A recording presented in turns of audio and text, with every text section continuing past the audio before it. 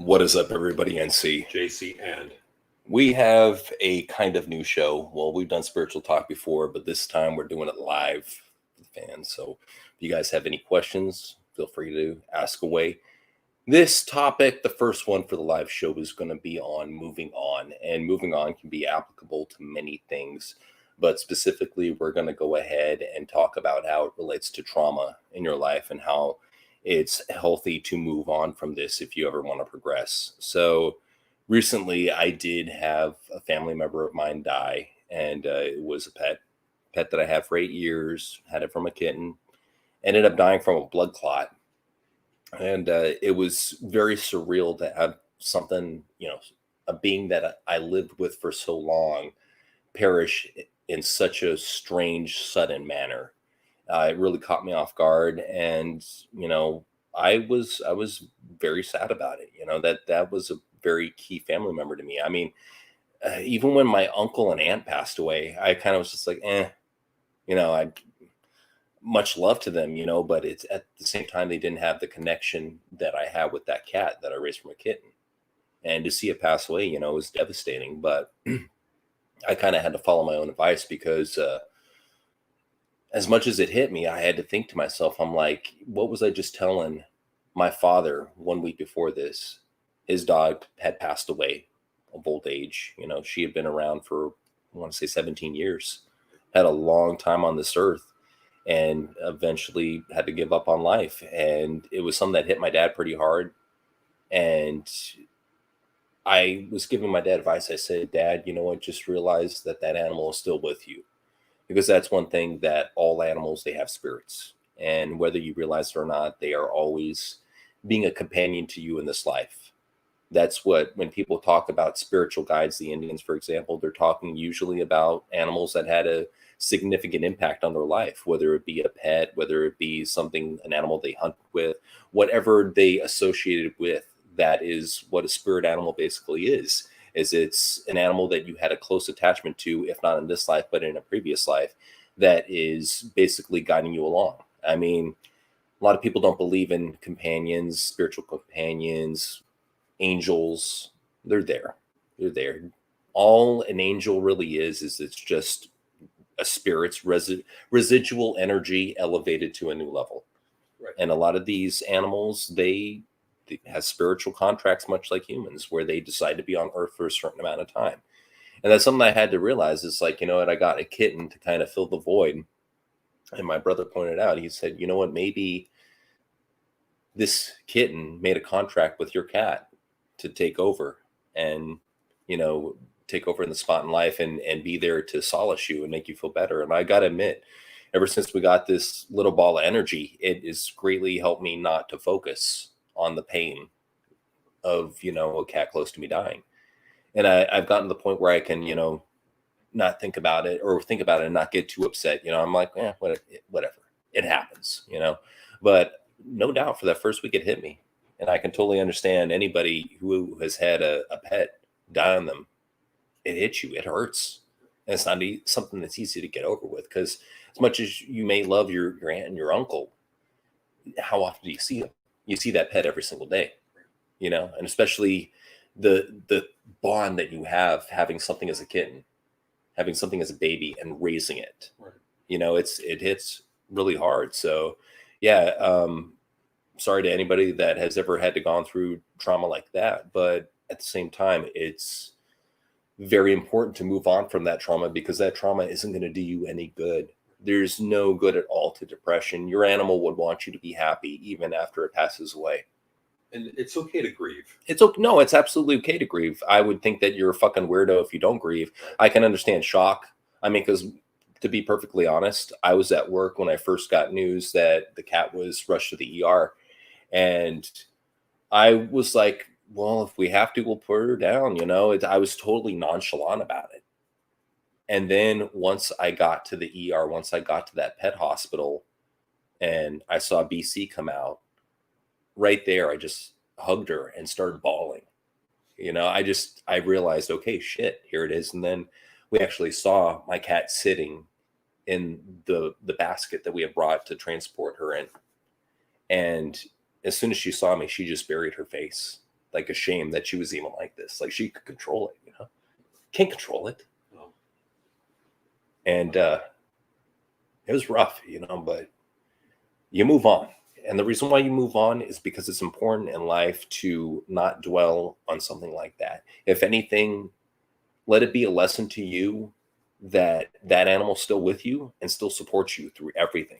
No matter what you do, that animal is still with you.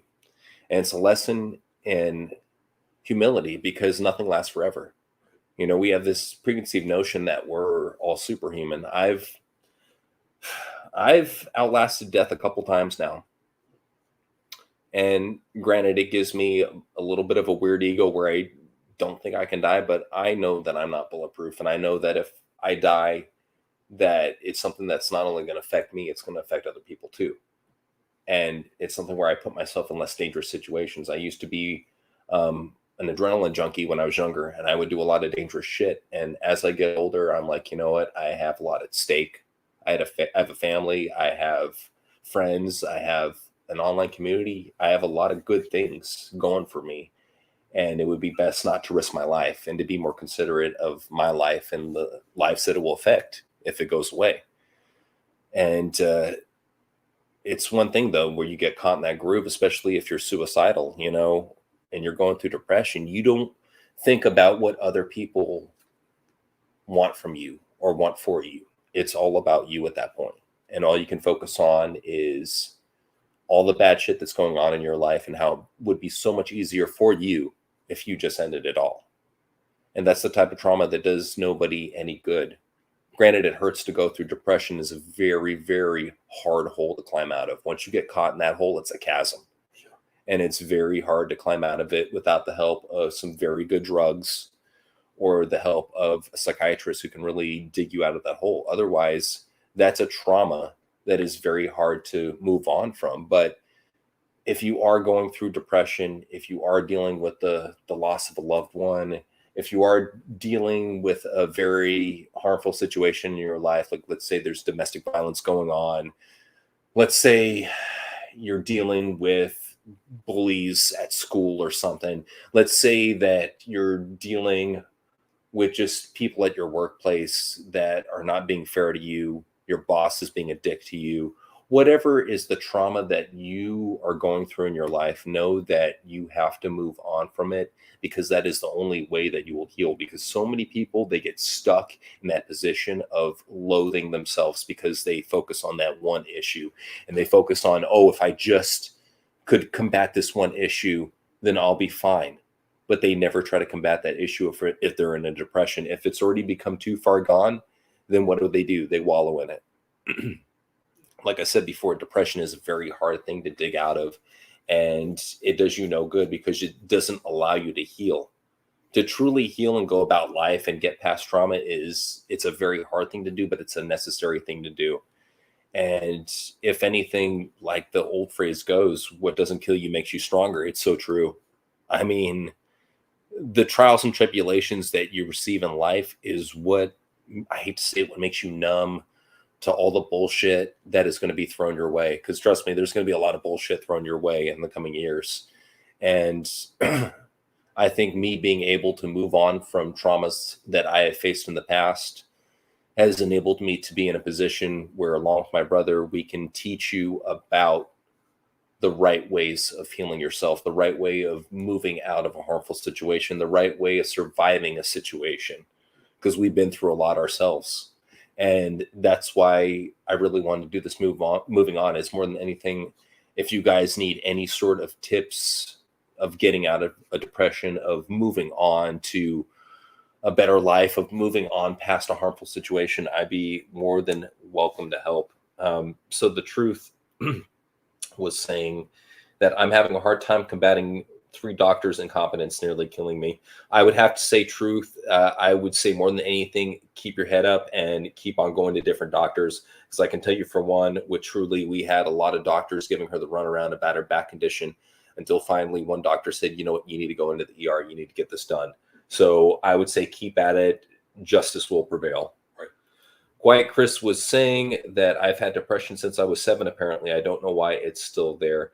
It's probably having something to do with some childhood trauma that you had suffered, especially if it was since 7, because that's what they always say in parenting classes is from the ages of 7 to 12 you can have the most impact on your child's life, and that's when a child's brain starts getting really photoactive and remembering trauma, remembering terrible things. That's usually like, for me, I remember shit after about 6. I can remember some stuff when I was younger, but the main shit I was remembering was from after 6 years old. So more than anything, I would say, quite Chris, do things that make you happy.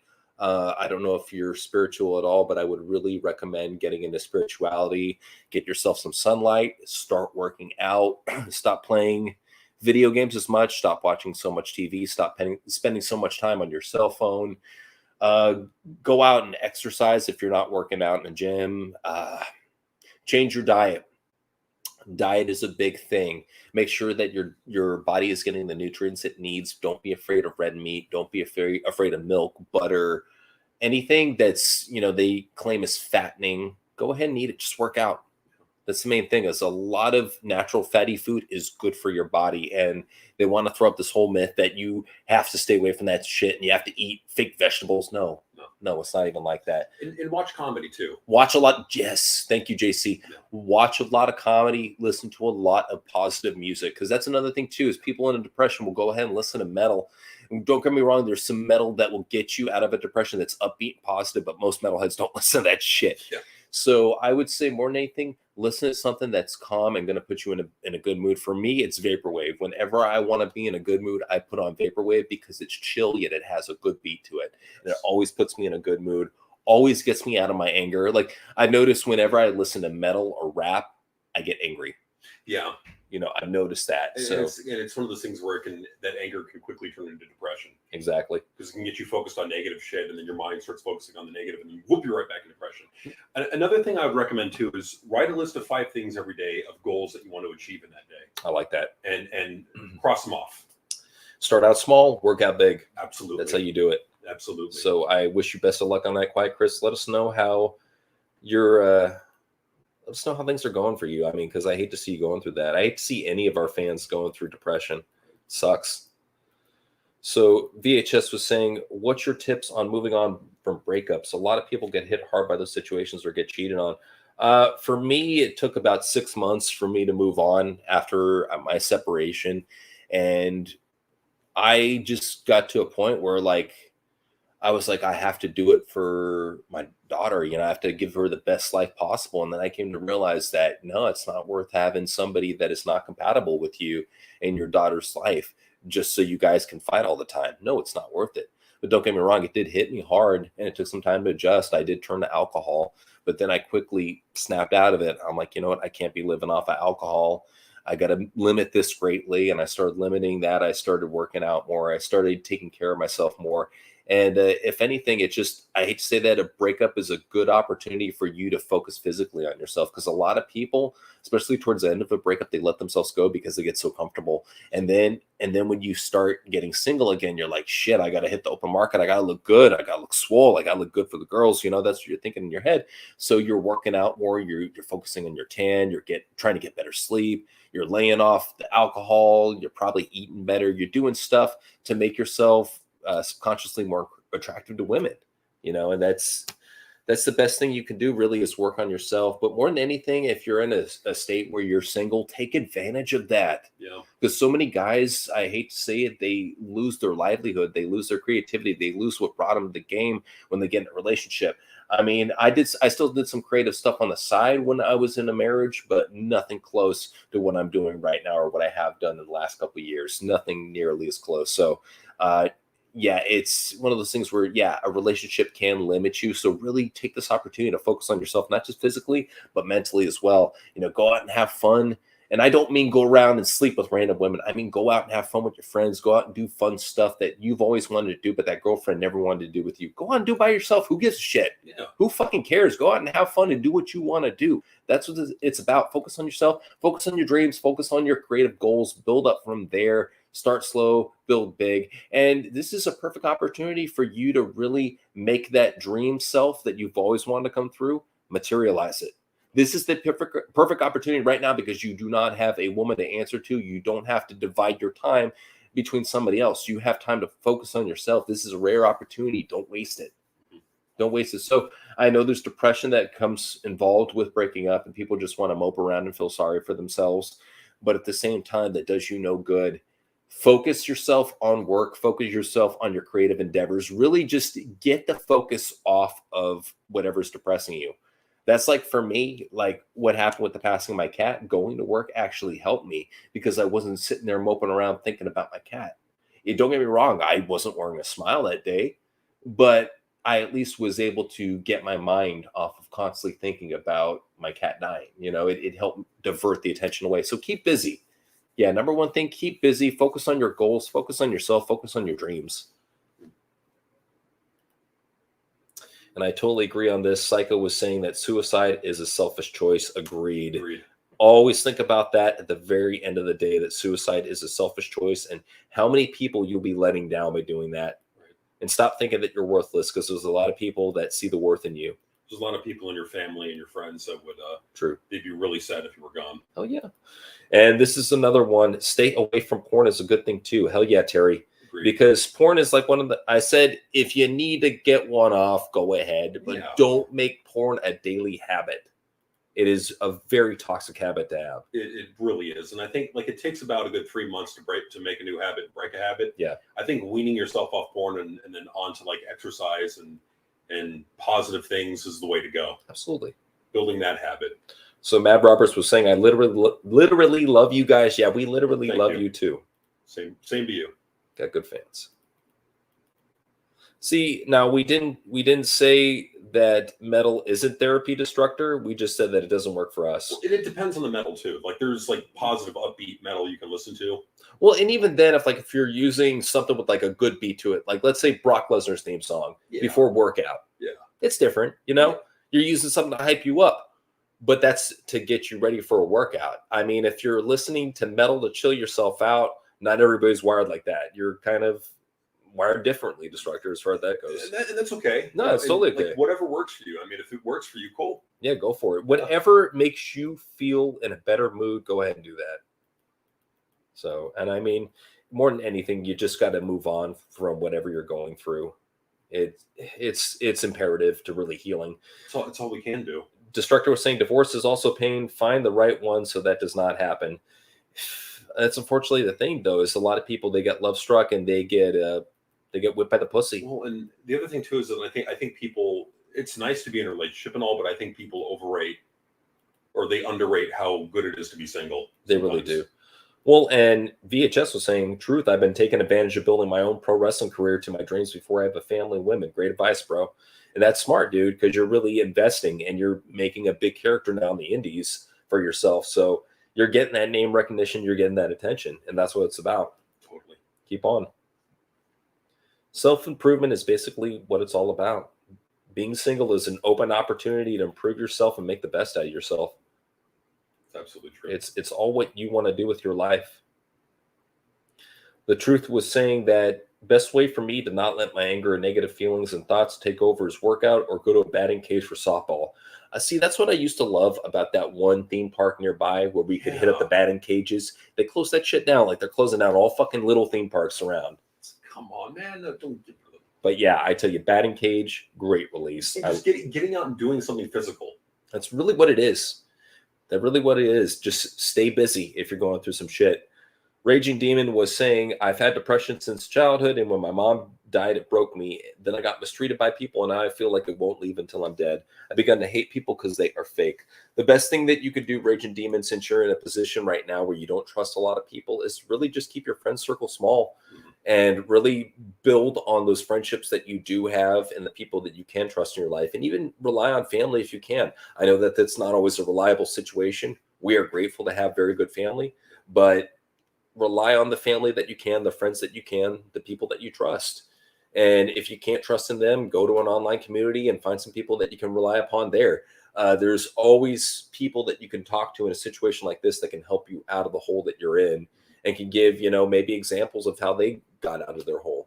It's all circumstantial. I feel like that as I'm getting older, it doesn't do any good to hate people. It doesn't. It really doesn't. Or to hold on to grudges. It's too powerful of an emotion. it's just and it's a toxic one too. It just adds nothing other than bitterness and anger and just darkness to your life, which you don't want to have. Well, and it just lingers too. That's the biggest thing. If you hate something, it lingers, and you start thinking about it, and you catch yourself. You're like, I'm trying to enjoy this video game. Why the fuck am I thinking about this? Right. Just shit like that. Yeah. So yeah, man, I really hope the best for you, and I hope that you are able to get out of that depression. It sucks seeing people going through like lifetime depression. Meditation, man, getting outside, do stuff that's fun, try to laugh, listen to music that is upbeat.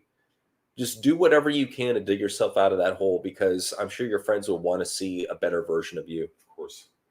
So, guys, that has been our Spiritual Talk Live on moving on. It is something that is healthy. It is something that is necessary. And it's something that we all have to do at one point or another in our lives. So thank you guys for joining us for this. NC. JC and Peace out.